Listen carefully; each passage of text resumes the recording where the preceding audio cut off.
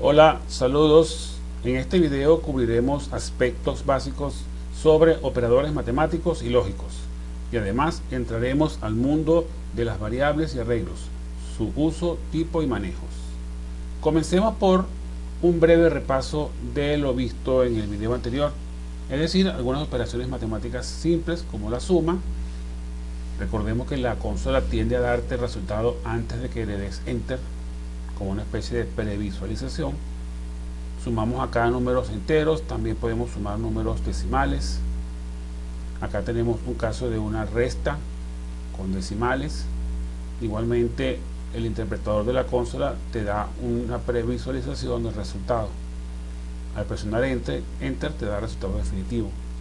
Esta es una operación combinada, es decir, vamos a trabajar con una multiplicación y una suma simultánea, recordando que la multiplicación la hace primero. También podemos realizar operaciones de división. En este caso la estamos combinando con una multiplicación. Hay algo que se llama precedencia en matemática, que es que las operaciones en paréntesis se hacen primero que las otras. En este caso la suma se realiza primero que la multiplicación porque está metida entre paréntesis. Algunas funciones matemáticas también se pueden realizar en JavaScript. En este caso hay que colocar la palabra math antes con mayúscula y luego la función. Esta función se llama función de potencia o elevar un número a una potencia. 2 elevado a la 5 es 32, es decir, multiplicar 2 por sí mismo 5 veces. La raíz cuadrada también es una operación que debe invocarse con la palabra math y la palabra clave para eso es sqrt. La raíz cuadrada de un número, recordemos, es otro número que multiplicado por sí mismo da el original. En este caso 12 por 12 da 144. Por eso que la raíz cuadrada de 144 es 12. Efectuemos esta operación. Esto es típica aplicación del teorema de Pitágoras. Primero colocamos raíz cuadrada, que es la que agarra toda la operación. Luego vamos a colocar el 20 al cuadrado, que requiere invocar la función potencia. Sería entonces potencia de 20 elevado a la 2.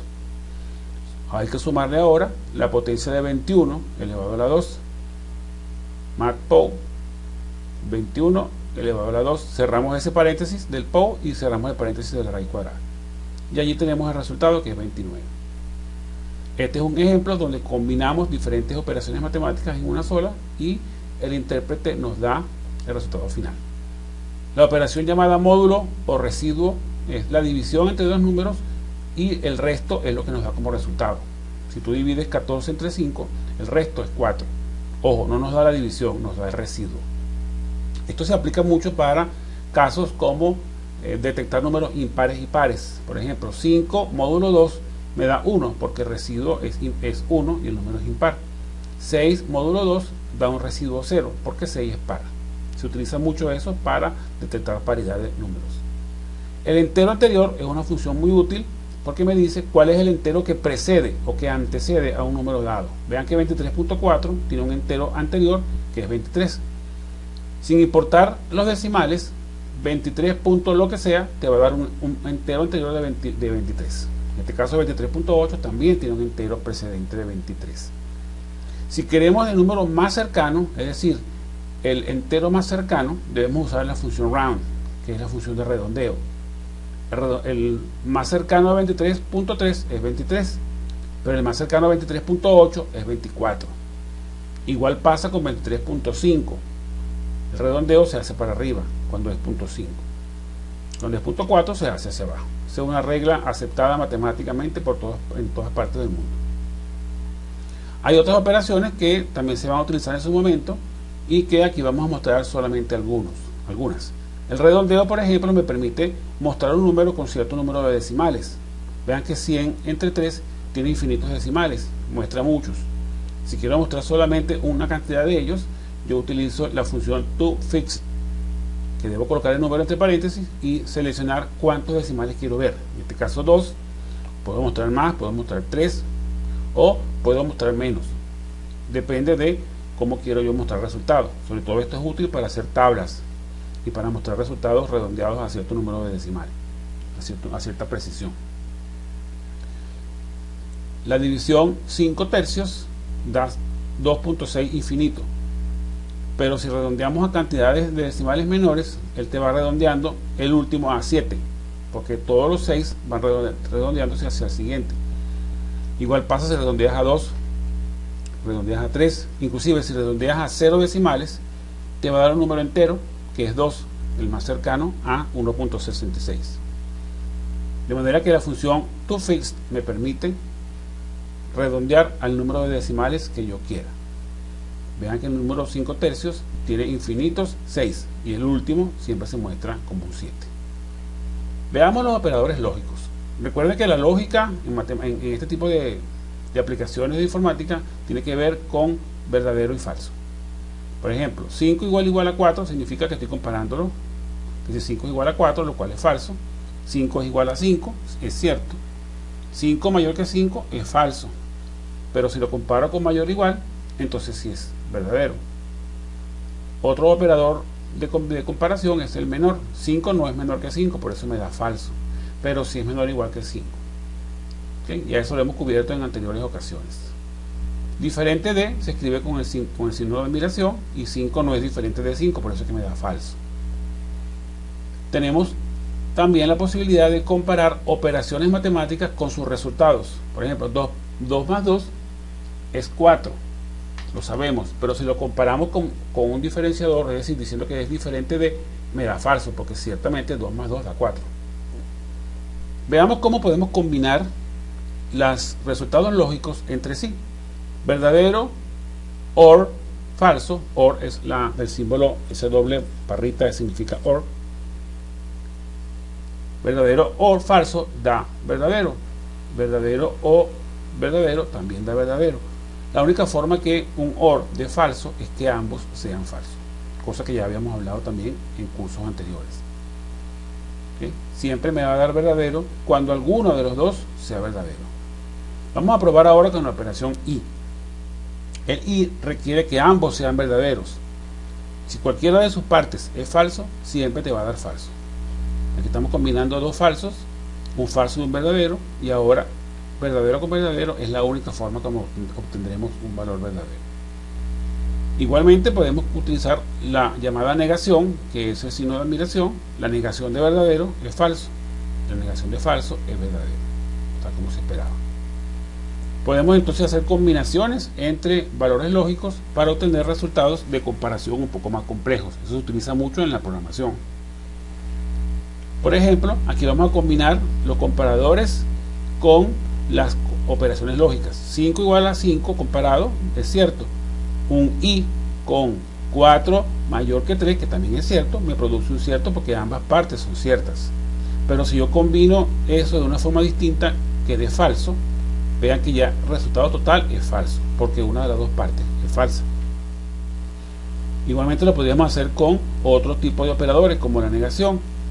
Si yo niego un resultado como que 25 es mayor o igual, que 30, eso es falso, lo que está en el paréntesis, pero al negarlo es verdadero. Si yo, por ejemplo, cambio esa expresión a que sea verdadera, su negación es falsa. ¿Okay? Colocarle un signo de admiración antes de una expresión me le cambia su valor lógico al contrario. Hablemos ahora de variables. Ya hemos conocido en el curso anterior de algorítmica que las variables son símbolos que contienen valores. En este caso, por ejemplo, nota 1 es una variable que no ha sido definida. Yo busco de esa variable el typeOf, que es un método. Trato de usar el método en una variable no definida y me da un error. Pero si yo utilizo typeOf no como método sino como función, ya me da un reporte de que no está definida esa variable. Démosle ahora a la variable un valor, con lo cual se define automáticamente. Si yo vuelvo a correr el typeOf, en este caso de la variable definida, me dice que es una variable numérica. El typeOf es muy útil entonces para conocer si una variable tiene o no tiene valor definido. Coloquémosle a nota 2 otro valor, coloquémosle a la variable nota 3 también otro valor, y tendremos entonces un conjunto de variables que podemos manipular para realizar algún tipo de cálculo. En este caso vamos a calcular el promedio de esas tres notas. Recuerden que el promedio es la suma de las notas y se divide entre el número de notas, que en este caso es 3. Debo usar paréntesis para que la suma se haga antes y la división de último. Al hacer la suma y cerrar el paréntesis, JavaScript, la consola, me va a procesar esa suma primero y luego hacemos la división y obtenemos el promedio. Vean que el promedio tiene decimales infinitos. Si yo quisiera mostrar eso con algún tipo de redondeo, pues utilizaría alguna de las funciones que ya hemos hablado anteriormente. Vamos a combinar texto con resultados, como para hacer un reporte. Usamos console log para que se vea como un reporte en consola.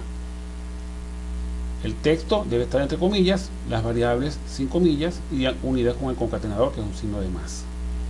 Vean que aquí estoy fijando los decimales en 2 y se ve un reporte mucho mejor, más decente y más legible. Vamos a definir ahora una variable string o textual. Coloquémosle a nombres el valor de el nombre de una persona, en este caso Dr. José. Recuerden que debe estar entre comillas para que sea aceptada como un string. Usemos la variable apellidos. Vean que apellidos lo estoy definiendo con mayúscula y nombres con minúscula. Es importante la diferenciación entre ambos tipos de letra. El concatenador en JavaScript, al igual que en Java, es el signo de más. Vean que yo los estoy concatenando nombres con apellidos y pega José con Pérez. ¿Por qué los pega? Porque eso fue exactamente lo que dije que quería hacer. Yo los concatené y no dejé espacio en el medio. Yo le debo colocar el espacio entrecomillado para que lo deje, pero aquí me voy a equivocar. Vean que me equivoco porque no coloqué la concatenación que necesito entre el espacio y la variable apellidos. Le agrego ese signo de más para concatenar y ahora sí tengo la sintaxis correcta. Podríamos utilizar también otro tipo de concatenador, como por ejemplo una coma, para separar el apellido del nombre, como suelen a veces ocurrir en los listados. Apellidos, coma, nombres. Y así podemos hacer diferentes combinaciones. Definamos una variable entera llamada cédula y combinemos esta nueva variable con lo que estamos dando en los reportes. Aquí por ejemplo tenemos apellidos, nombres, y vamos a dejar la cédula que se muestre con un salto de línea, y ustedes conocen que el salto de línea es /n. La consola no te lo muestra directamente como si fuese un salto de línea, pero si lo agregamos, vean que sí lo hace. Te coloco nombre y apellido en una línea y cédula en la otra línea. Aquí por ejemplo vamos a utilizar un método típico de los strings llamado substring, que son subcadenas. A nombres le estamos sacando un substring que son las tres primeras letras empezando en la 0. Por eso sale la palabra EC. Vean que nombres se llama, tiene Héctor José. Si yo le saco los primeros 3 tendría EC. Si yo le agarro por ejemplo los primeros 5 ya saldría Héctor. Y así sucesivamente puedes jugar con el comienzo, que es lo que voy a cambiar ahorita.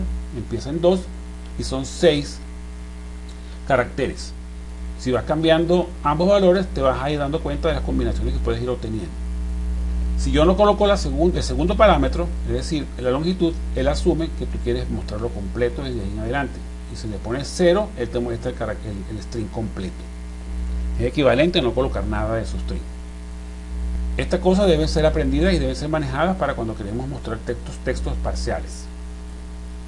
En este caso estamos dejando que sea desde el 1 por 6 caracteres. Otro método es el length, también conocido en esa algorítmica, que es la longitud de un string, en este caso 11. La variable nombres tiene 11 caracteres. Igual se la podemos aplicar a apellidos y a cualquier otra variable tipo string. Podemos acceder a cada una de los caracteres del string colocándole un corchete, y entre corchete le colocamos la posición o el índice. Vean que aquí estoy concatenando el primero con el segundo y ahora con el tercero, que sería en realidad el cuarto porque está en la posición 3. Por eso me salté la C, porque la C es el tercero, pero es el número 2 en la lista. Podemos hacer combinaciones de cualquier carácter presente en esa variable solamente con colocarle un corchete. Vamos con arreglos. Recordemos que un arreglo es una colección de elementos. Vamos a definir con la palabra let que es una declaración de variable. No es obligatoria, pero es recomendable. Definimos el arreglo edades. Los arreglos se comienzan con un corchete y una lista de sus valores. En este caso estoy colocando una variable o un arreglo llamado edades con 5 valores. Inmediatamente edades queda definido. Vamos a mostrarlo directamente por consola cómo se ve edades. Vean que ahí están sus 5 valores. Si le hacemos clic a esa flechita que ustedes ven allí, van a poder desplegar los nombres uno por uno, y más abajo salen algunas otras características de ese string, de ese arreglo. Cerramos y vamos a jugar un poco con lo que contiene ese arreglo de edades. Por ejemplo, si yo quiero ver la primera edad con el índice 0, vean que sale 24. Si le cambio el índice, puedo ir viendo las que yo quiera dentro de los límites del arreglo. Si yo le coloco un índice superior al máximo, vean que sale indefinido, porque no hay un índice 5, llega hasta el 4, porque son 5 elementos. Esto no tiene nada de nuevo, ya lo hemos visto en otras ocasiones en el algoritmo. Si revisamos de qué tipo de variable es edades, nos va a dar una variable tipo objeto. No dice que es un arreglo, dice que es un objeto. Él generaliza los arreglos con otro tipo de estructuras de datos, todos los coloca como objeto. Vamos ahora a tratar de cambiar un valor. Simplemente con el corchete buscamos la edad que queremos cambiar, que en este caso es la tercera, y le cambiamos a 21. Ya no hay 17, sino que ahora va a haber 21, porque cambiamos explícitamente el tercer valor de 17 a 21. Vean que ahí está reflejado el cambio. Para buscar en arreglos utilizamos un comando o un método llamado indexOf. Por ejemplo, edades.indexOf, le colocamos allí cuál elemento quiero buscar. Si quiero buscar el 24, él me dice en qué índice se encuentra. Vean que me responde 0. Está en el índice 0. Si tú le colocas un número que no está en el arreglo, como 25, te da -1, lo cual significa que no lo consiguió. Cada vez que no consiga un elemento en el arreglo, él te va a responder con -1. Igual con, por ejemplo, 55, te colocó que lo que está en la posición 3. Si tú los cuentas, te das cuenta de que ahí donde está. Regresemos a la 66, por ejemplo, tampoco está. Regresemos al primer elemento. Ya sabíamos que está en la posición 0, pero usemos el segundo parámetro del indexOf, que es desde dónde quiero buscar. Si yo busco desde la posición 0, me la voy a encontrar, pero si busco desde la posición 1, no lo va a encontrar, porque solamente hay un 24 y está en la posición 0, no lo ve. Entonces, el segundo parámetro me permite conseguir ocurrencias repetidas de un mismo número. El 21 está en la posición 2. Si tú buscas desde la 1, la encuentras. Si buscas desde la 2, también la encuentras. Pero si buscas de 2 en adelante, no la vas a encontrar. Te reporta el -1. De manera que el segundo parámetro me permite buscar desde dónde quiero hacer esa búsqueda y poder buscar diferentes ocurrencias del mismo número. Si tú colocas el arreglo y le usas el método join, y entre comillas colocas con que quieres unir los elementos, te va a producir una lista de todos los valores concatenados con ese símbolo que tú colocaste. Aquí está, por ejemplo, con punto y coma. Puedes colocar coma, puedes colocar cualquier símbolo que quieras. Espacio, y te lo separa con un espacio. También lo podrías colocar varios caracteres. En este caso coloqué 3 guiones y él también los usó para hacer la separación. Join es una forma muy útil de mostrar arreglos de cierta manera, con mayor formato. Table me permite mostrar un arreglo en forma tabular. Es una característica de la consola en el cual observen que ya se ven los dos valores, tanto el índice como el valor como tal del arreglo. Bueno, hasta ahora hemos cubierto todo lo referente a variables y arreglos. Continuaremos con esta parte de JavaScript en nuestros siguientes videos. Practiquen toda esta parte, utilicen sus consolas para producir resultados similares. Nos vemos en el próximo video.